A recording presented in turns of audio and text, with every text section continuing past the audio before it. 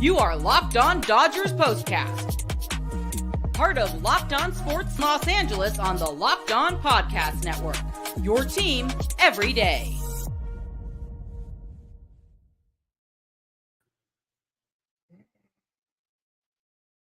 Well, hey, what's up? That did not go well for the Dodgers, game 2, but I got to be honest, I'm not terribly surprised.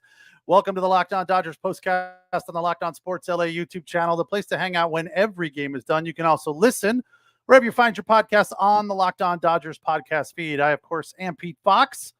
A little late today, but I warned you. I told you guys yesterday I'd be here about 6:30.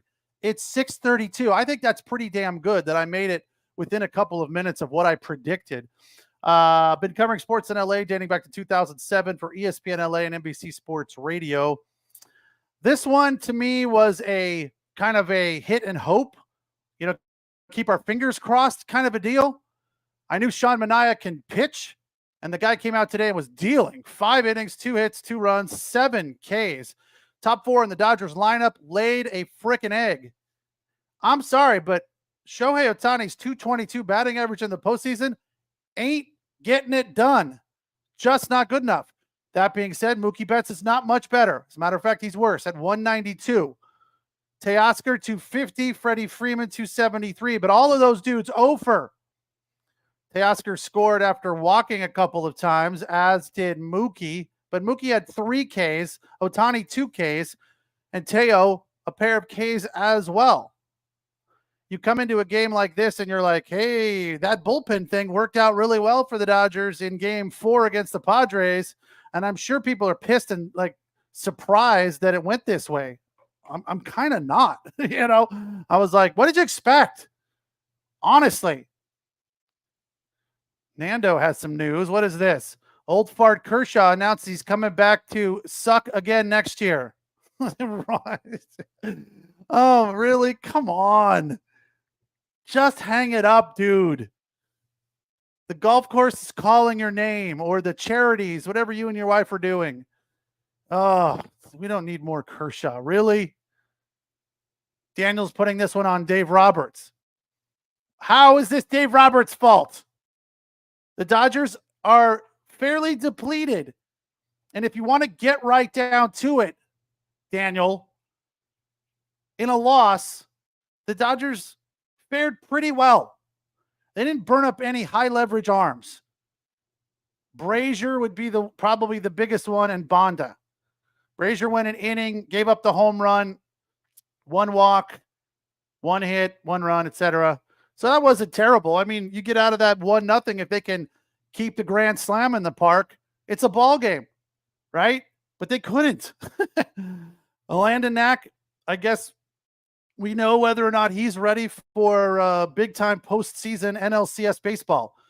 Looked good in that closing inning against the Padres in the NLDS, but that game, I believe, was the 8-0 game. So there was a low-leverage situation for Landon Knack. Today, 5 runs, 5 hits, 3 walks, 55 pitches, only struck out 2 and surrendered 1 home run, the grand slam to Mark Vientos. And here's some breaking news for you. Mark Vientos says, I took it personal that the Dodgers intentionally walked Francisco Lindor to get to me. Blah, blah, blah, Mark Vientos. Ooh, drawing a line in the sand. The Dodgers are so scared of you now. Of course, I guess that's what you got to do to fire yourself up. That's fine. By the way, I'm trying to fire myself up. I'm not in the normal studio. I'm on the road in an Airbnb. So I always have my Dodger rally towel. It's time for Dodger baseball. And I even brought my little Los Angeles Dodgers light up sign. And I'm basically in a hallway of a house. And I opened up the closet to have somewhere to sit my Los Angeles Dodgers sign, just to, keep the mood good, keep things rolling. We're fine. We're fine, everybody. Relax. Don't get your panties in a bunch. 5-game series. Dodgers fare very well in a 5-game series. And I think they're going to be just fine. I'm sorry. Maybe I'm overly positive. I think what we're going to get from Walker Buehler is similar to what we saw from Walker Buehler last time. Walker Buehler, kind of like Mark Vientos, has a chip on his shoulder right now. Everyone thinks Walker Buehler's garbage because of his numbers. And his numbers are garbage, but he's not. The dude's coming back from a second Tommy John surgery. I bet we could count on one hand the amount of guys that have returned from a second Tommy John surgery and been successful. So the fact that Landon Knack got roughed up today is not the end of the world. Nando said Kasparius. You know me, I like that Kasparius, dude. He's a ball player. Wears his pants a little too small, and he's beefy. I would have been fine with that. But Landon Knack's not a terribly different guy, and Landon Knack's been okay.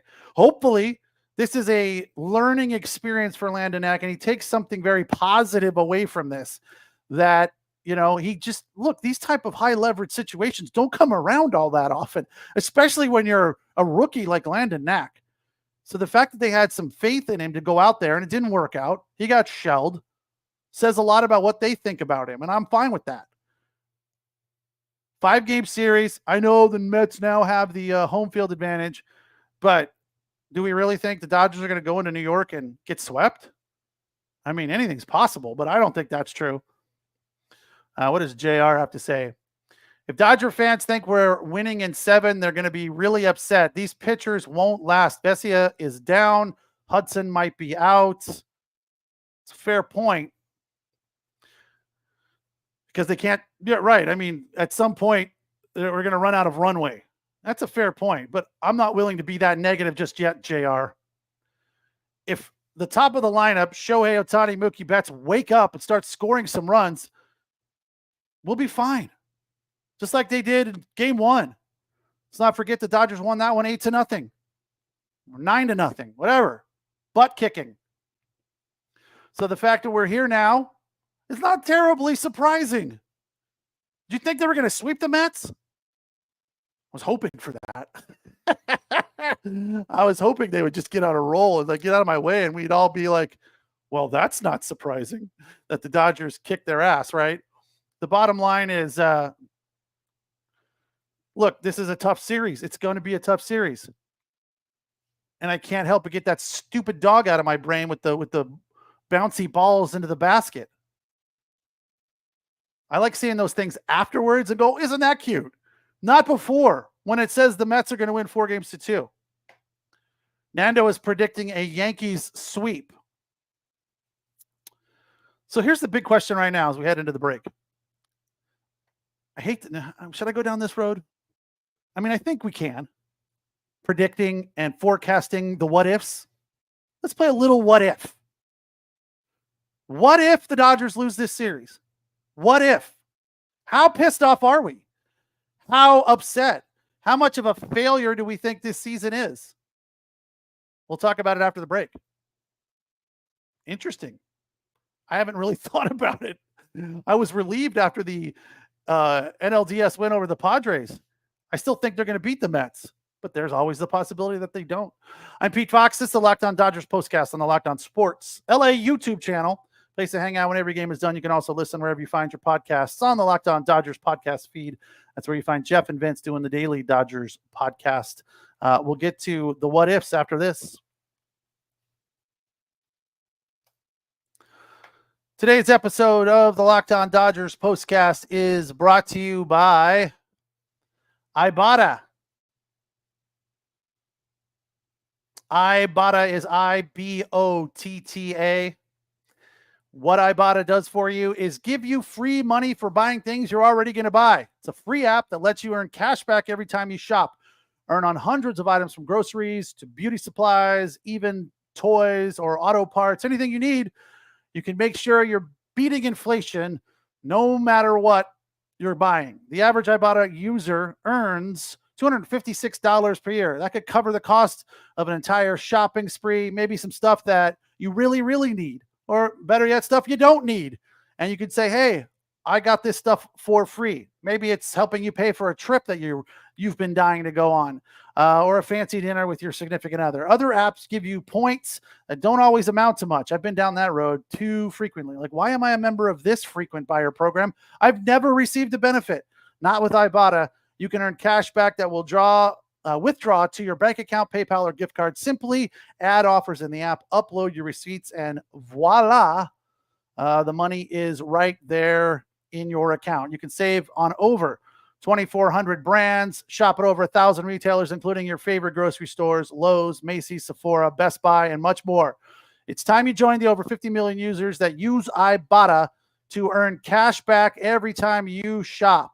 Right now, Ibotta is offering our listeners $5 just for trying the Ibotta app and using the code LOCKEDONMLB when you register. Just go to the App Store or Google Play Store and download the free Ibotta app to start earning cash back, and use the code LOCKEDONMLB. That's Ibotta, IBOTTA, in the Google Play Store or the App Store, and use that code LOCKEDONMLB.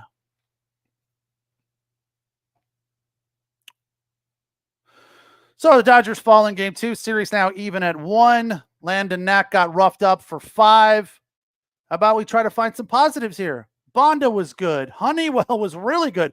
3 innings. Enriquez gave up 1 run on 2 hits. But again, that's another youngster, low leverage guy in a big time game getting some experience. That feels good, I think. I'm more worried about the top of the lineup. Ohtani, Betts, Hernandez. Will Smith 0 for. How about Tommy Edman today? 3 for 4. Max Muncy got a hit. Kike was 0 for. And Andy Pajes had a hit. I don't know why everyone's so in love with Kike. Yeah, he's got great numbers. What is it? 14 home runs in 75 games. I'm fine with Kike, but let's just chill on the fact that he's as great as Lou Gehrig or Babe Ruth or whoever name Joe Davis is throwing around. He's in the same category. Is he? I don't think so. His numbers are spectacular, but I need some here and now numbers, not some over the longevity of his career type of crap. I'm not a disbeliever in Kike. I feel like Kike thrives on the unexpected energy of being called in as a pinch hitter. He just seems to thrive there. For you older guys, you'll remember Manny Mota way back in the day. Manny Mota was fantastic off the bench. I don't know about you, but when I played, again, I didn't play professionally. Junior college, a little bit of baseball after high school, not a lot, but I was terrible as a pinch hitter. Fox, you're in. Oh, no, really? I just took a dip. And I'll never forget the time he called me to go pinch hit, and I'd taken a dip of Kodiak or something legit, something real. I was like, whoa. I think I got up and walked because I couldn't swing the bat, couldn't see the ball. It was awful. But there are people that are made for that thrive in those moments. Kike is one of those guys. So having him be a pinch hitter might not be the worst thing. It might be a better position slot for him. But, some of the other options, Kiermaier, I don't know that that's any better. Here's the question I posed before the break. The Dodgers lose this series. First of all, let's say they lose in 7. Is that worse than losing in 5 or 6? No. It's probably a little better, but it's still a loss. At the end of the day, the bottom line is they're out. They're not going on to the World Series. So are we going to say complete and utter failure? I know that a lot of people talked about that all season. They brought it up at the beginning of the season. Dodgers need to win this World Series. They've spent too much money. But let's not forget who also has spent a lot of money. The Mets and Yankees. More than the Dodgers. They're 1 and 2. Yankees are 1, Mets are 2, Dodgers are 3. So if they lose, complete failure? No, I think beating the Padres is something. Getting out of that first round when you're the number 1 seed is a thing. Fortunately, things have turned around this year. The only team to go down that was a top seed that had the bye was the Phillies. Cleveland Guardians moved on, as have the Yankees. So I look at this and say, yeah, we're going to be disappointed, but I don't think the season's a failure if they lose this NLCS to the Mets. I like Eng or ENG sharing some positivity. Dodgers will win in 6. I feel like, look, they had a record-setting 33 inning scoreless streak that came to an end today. Let's not forget that. You can't say, oh, well, they lost tonight, so all of that is worthless. That still happened. let's not overlook the fact that they've been pitching lights out. Now, whoever JR, I think, brought up the point earlier that how long can they keep this up? It's a good question. Probably not very long, but I feel like, again, I know Nando wants Dave Roberts fired. I think half of that is tongue in cheek, but let's not forget that we're here because of Dave Roberts managing of a bullpen game in a very high leverage situation against the Padres on the road. Like, nobody thought they'd win that game, especially when it was a bullpen game. So the fact that he managed them through that one and then on to a Game 5 win at home because Yamamoto was dealing. Like, what makes you think Yamamoto is going to all of a sudden go to crap? Or Jack Flaherty. Walker Buehler was really good last time out. As we talked about yesterday, there is a different mentality and a different state of mind when it comes to pitching in the postseason. Walker Buehler has that state of mind. Jack Flaherty, he has that attitude. I don't know if he's got a ton of postseason experience. And I don't know about Yamamoto because he's been playing in Japan up until now. I feel like, if anything, he's the one that I'm a little bit worried about because he hasn't been in these situations in Major League Baseball. But when Yamamoto stuff is on, that dude is practically unhittable. That splitter forkball, as we used to call it back in the day, is a nasty pitch. And when he's spinning it like he was last time, he's tough to hit. And I'm sorry. I look at this Mets team and I go, they're good. I like Pete Alonso. I'm not terribly worried about Mark Vientos with his axes to grind because they walked somebody ahead of him. Let's look at the lineup real quick and see what we think. How many dudes are we literally afraid of in this lineup? Francisco Lindor had a home run today. I'm a little afraid of him. Sorry, I'm not afraid of Mark Vientos. He's okay. I'm not saying he's garbage.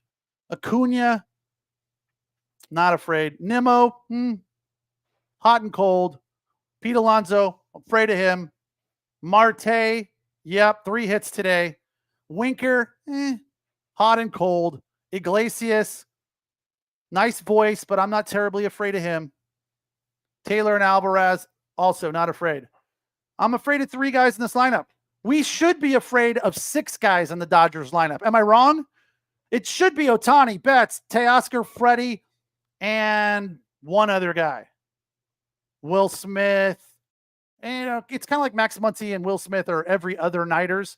Although Max Muncy had a hit tonight, a run scored and an RBI. He had 2 RBI single in the first inning the other day. So he's kind of got it going a little bit.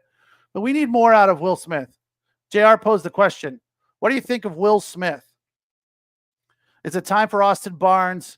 And Ohtani is hitting like a pitcher, bat him 9th. Well, here's one thing that my buddies I was playing golf with today. Yeah, that was my previous engagement. Sorry. I mean, it sounded like it was something more, serious. My buddies brought up, all Dodger fans, brought up an interesting point. With Ohtani being such a high leverage hitter of late, 16 of his last 19 with runners in scoring position, why are we leading him off? He's much better when there are dudes on base. And obviously as a leadoff guy, the first time up for sure there's nobody on base. But that's, you want a guy that gets on base. And Ohtani is not doing that right now. So yeah, I wouldn't mind moving him down on the line. Try something different. This ain't working right now because Ohtani is not hot. As far as Will Smith, how do I feel about Will Smith versus Austin Barnes? That's a tough one, man. Austin Barnes has been good this year. So is Will Smith. And let's not forget that Will Smith had a very clutch home run a couple of nights ago against the Padres. You can't overlook that. So he's not on fire by any stretch of the imagination. So, moving him around the lineup is not a bad thing to go. He might need a night off. And then you bring him in halfway through the game if you need a pinch hitter. But, they're both right-handed hitters, so I don't know that it would make all that much of a difference. But I don't have a problem with Austin Barnes. I guess I'm trying to keep my fingers crossed, and you want to stay positive with Will Smith. You don't want to do something that will affect his confidence. And you're like, if you sit Will Smith down, it's like, it doesn't seem like it would bother him because he knows what he's doing. He's a pro. I think he could handle it and not throw a tantrum. But I don't know that I'd be upset, to be honest with you. ENG says he's okay with Roberts' masterful series against the Pods. I say we keep him. Yoshi will need to pitch games 3 and 7. He needs a little bit more rest. That's true. So I tell you what, if we win game 3, I don't think it's Yoshi. It's Walker. Why wouldn't it be Walker? Eng. Is it Eng or ENG? Walker Buehler's starting the next game. I guess it could be Yamamoto, but he's more comfortable with more days rest because that's what they do in Japan. So we'll speculate about that.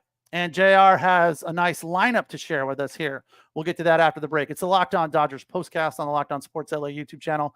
Get the rally towel going. I'm still a believer. It's time for Dodger baseball. Not tomorrow, though. Back at it on Wednesday at Citi Field with Jerry Seinfeld in the house, along with a bunch of other stars that are jumping on the bandwagon. Seinfeld, not jumping on the bandwagon. A legit Mets fan forever.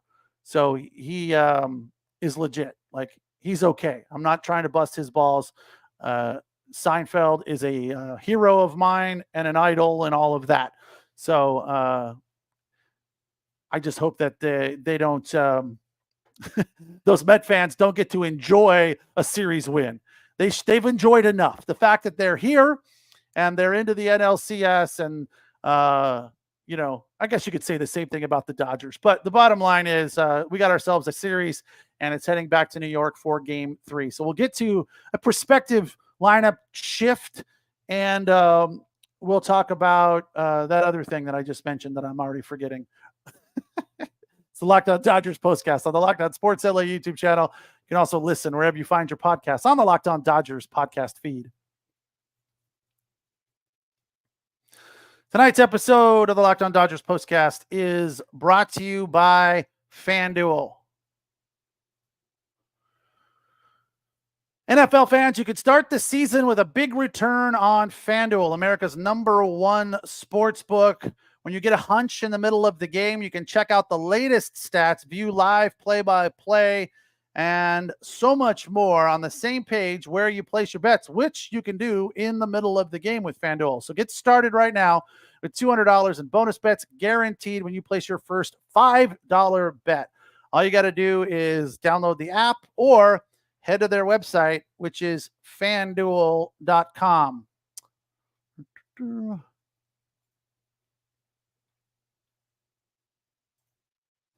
All right, Dodgers with a 7-3 loss, series level at 1.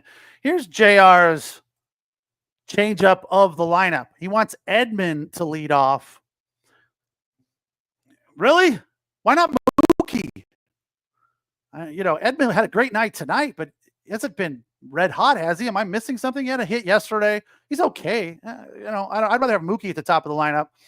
Have Edman be second. Ohtani third. I'm fine with that. Teo fourth. Yeah, we know he can hit it out. And Freddie fifth. No, thank you.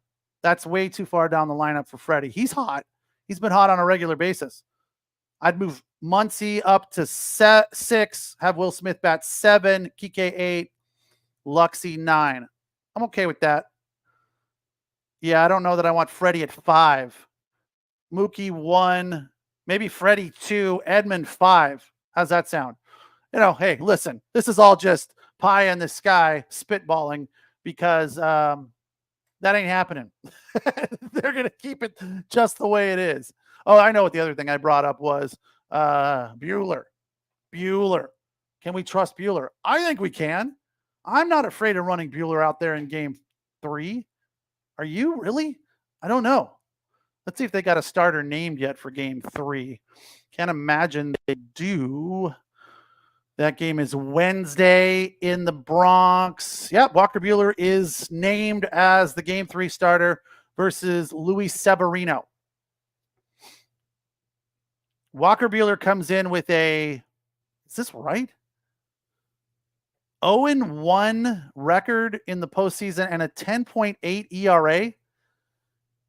Oh, that's right. He did pitch that game that they got shelled early by the Padres. And he was the last guy to give up runs to the Padres in those 5 innings. And then the Dodgers settled things down, got on a roll, made it a ball game. But that was the bad defensive inning where Miggy was trying to turn a double play and everything went south. And we kind of gave Walker Buehler the benefit of the doubt. At least I did. Maybe some of you didn't. Again, these numbers are so inaccurate. They're accurate, but they're overinflated as to what they all mean. He gave up 7 hits over 5 innings with a 10.8 ERA. Severino comes in with a 1-0 record, 4.5 ERA.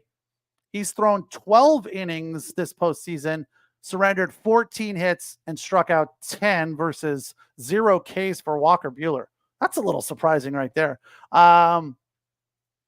Look, I look at those numbers and I go, let's give the Mets a big-time false sense of security with all of that, because that looks terrible. If you're a Mets fan and you see that, they're going to be like, we got this. Game over. 2-1 series lead. I think Walker Buehler is going to come in with that game face on and a pissed-off attitude, because I'm sure he's hearing a lot from everywhere. You guys, people like me, everyone's like, what? Walker Buehler is garbage. He doesn't have it, etc. Nando points out a very good fact here. Luckily, Citi Field is a pitcher's ballpark for Walker Buehler. I think Walker Buehler is going to be just fine. So take that with you. Put that one in your pipe and smoke it tonight if you smoke a pipe. I'm going to enjoy a cigar tonight, as if the Dodgers won. That's what I'm doing. I'm just going to say, hey, turn the page on this one. We didn't think this was going to be a sweep. We thought this series was going to be tight, and we still have a lot of faith that our pitchers right now are dealing. The low leverage guys, for the most part, pitch today from the bullpen. High leverage guys resting. They'll have, by Wednesday, 5 full days of rest. It's a good spot to be. Don't worry about Walker Buehler. He's going to be fine. And if he gets shelled, you can come into the comments and tell me I'm an idiot, right? I will take it, and you can vent on me. That's going to do it for tonight. The Locked On Dodgers postcast on the Locked On Sports LA YouTube channel. Thanks for watching. Thanks for listening. Thanks for the comments. Enjoy the day off. Back at it again on Wednesday, and we appreciate you, everydayers, allowing us to be your source for your team every day. Every day. Although we won't be doing anything tomorrow. Check out Jeff and Vince. They will have a live or a podcast on for you tomorrow on the Locked On Dodgers YouTube channel, on the Locked On Dodgers podcast feed. So check that out, and I'll be back with you right after the game, immediately following the game on Wednesday. Enjoy the day off. Take care. Have a good night. See you later.